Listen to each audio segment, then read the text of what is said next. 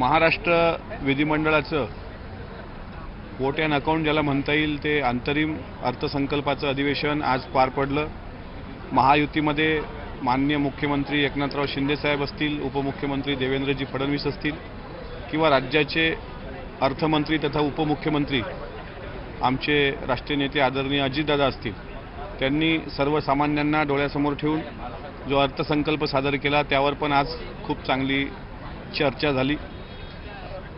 सरकारकडून सरकारच्या विरोधातही अनेक प्रश्न सभागृहामध्ये आले, पण त्याला सुद्धा अत्यंत अभ्यासू उत्तर उपमुख्यमंत्री देवेंद्रजींनी दिली। आज समारोपाचा दिवस आहे आणि आजचा या अधिवेशनाचा शेवटचा दिवस आहे आणि आत्ताच 10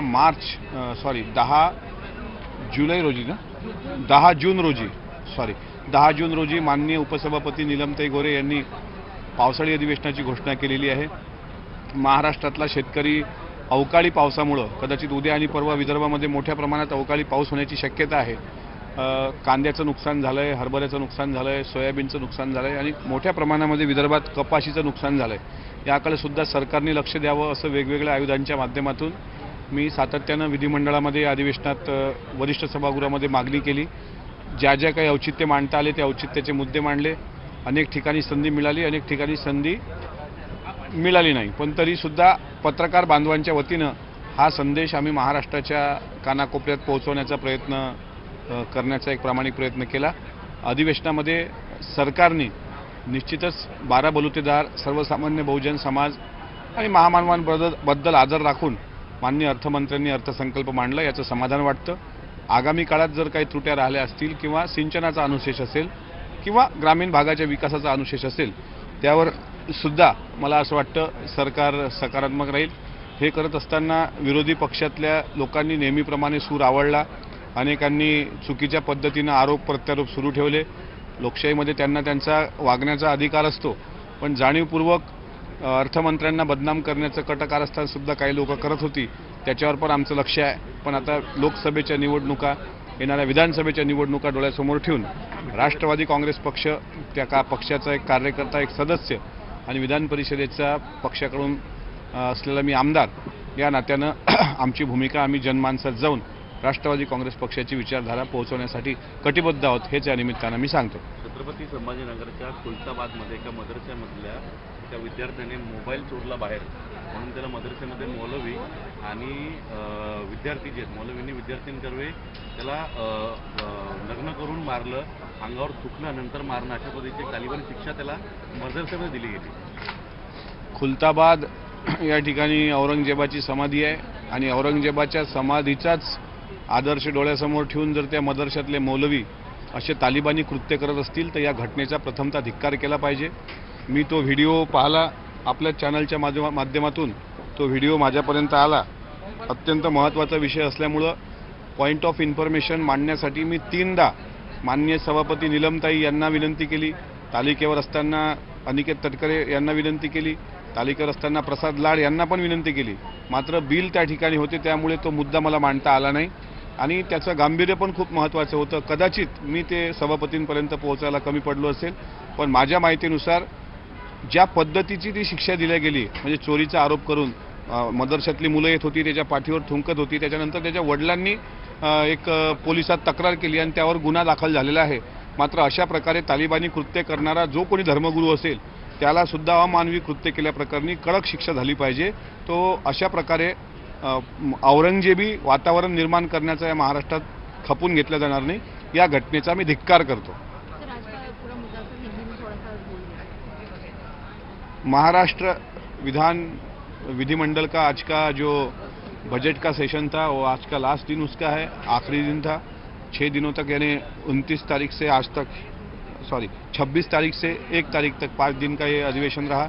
इसमें महाराष्ट्र का बजट महाराष्ट्र के अर्थमंत्री आदरणीय अजितदादा पवार साहब ने रखा और सर्वसामान्य लोगों को दिलासा देने का काम इस बजट द्वारा महायुति के सरकार ने किया है। महायुति के सरकार ने जिस तरीके के निर्णय इस बजट में लिए, वो कॉमन लोगों के लिए हो, चाहे किसानों के लिए हो, चाहे हमारे महापुरुषों की यादें बरकरार रहे आगे आने वाली नस्लों तक, इसके लिए लिए गए डिसीजन हो, वो राज्य के हित के दृष्टिकोण से काफ़ी अच्छे रहे। लेकिन जो विरोधी पक्ष के अपोजिशन वाले जो लीडर्स हैं, उन्हें हर बात में या हर जगह राजनीति ही दिखती है। और जिस तरीके से सेशन चला, अभी आज ही कुछ घंटों पहले विधान परिषद के माननीय उपसभापति नीलमताई जी ने अगली सेशन की तारीख भी 10 जून आज डिक्लेयर कर दी।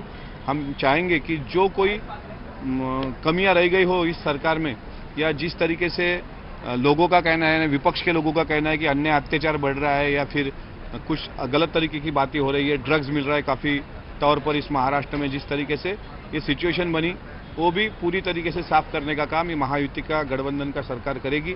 अजीत दादा महायुति में आने की वजह से हमें विश्वास है कि हमारी महायुति की ताकत बढ़ गई है।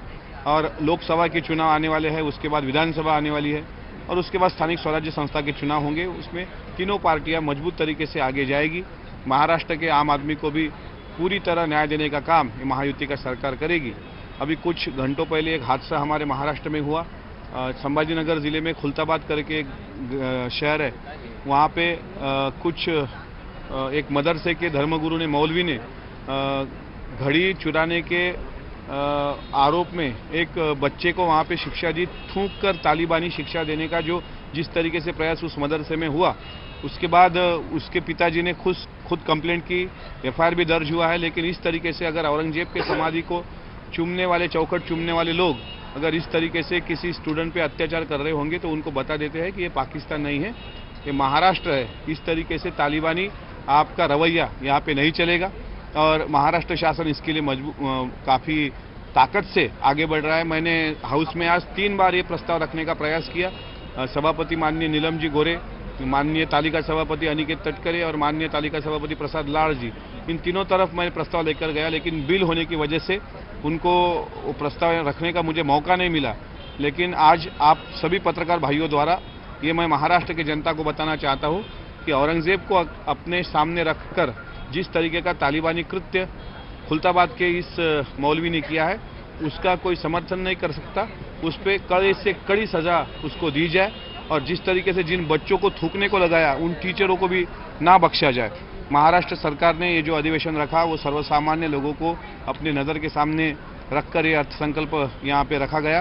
मैं महाराष्ट्र के उप मुख्यमंत्री और अर्थमंत्री आदरणीय अजीत दादा के बहुत बहुत धन्यवाद व्यक्त करता हूँ कि किसान का बेटा इस नाते उन्होंने किसानों को अच्छी तरीके से न्याय देने का प्रयास किया। 2-3 दिन में यहाँ पे पूरी तरीके से किसान की फसलों की तबाही हो चुकी है। विदर्भ में कपास बोने वाला किसान हो, सोयाबीन वाला किसान हो, इन सब लोगों की जो फसलें हैं वो नष्ट हो चुकी है। उस पर भी महाराष्ट्र गवर्नमेंट